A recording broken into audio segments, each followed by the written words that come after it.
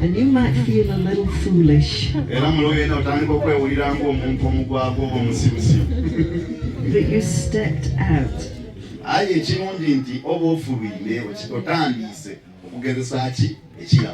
And the next time it's easier.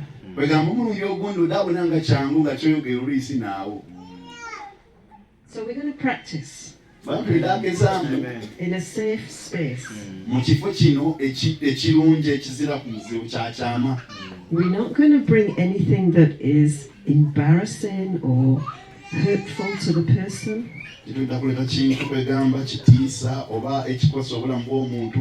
But we want to bless the person. And we want to practice listening to God. Right? So, have we got a volunteer?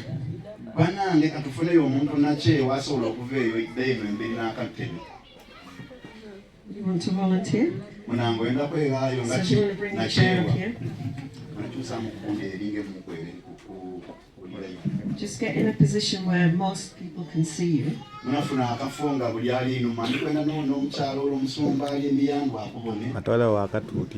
We just remove this first. Oh, Pastor,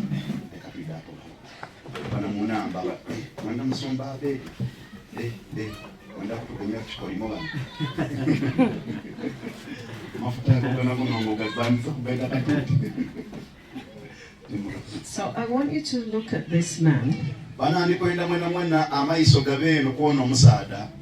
He's got a nice tie on. Tidy shirt.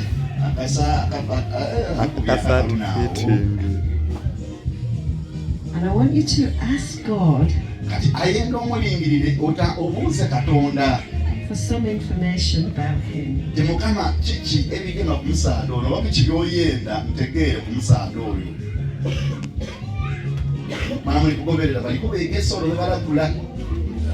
I don't want you to bring anything that is unkind.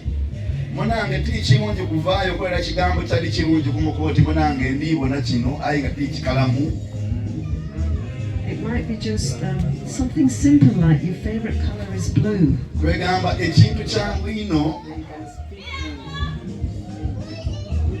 Well, they're just practicing. We'll keep them in the boundary. We'll keep them in the playground.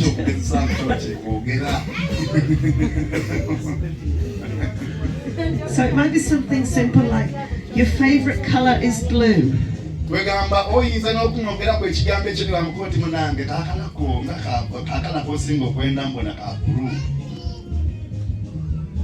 your favorite color blue?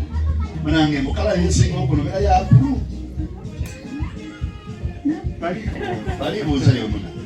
I just made something up. I didn't really listen to God.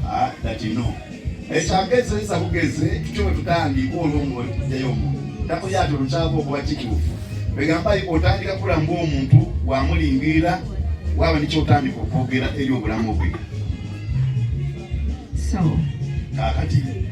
you're either right or wrong.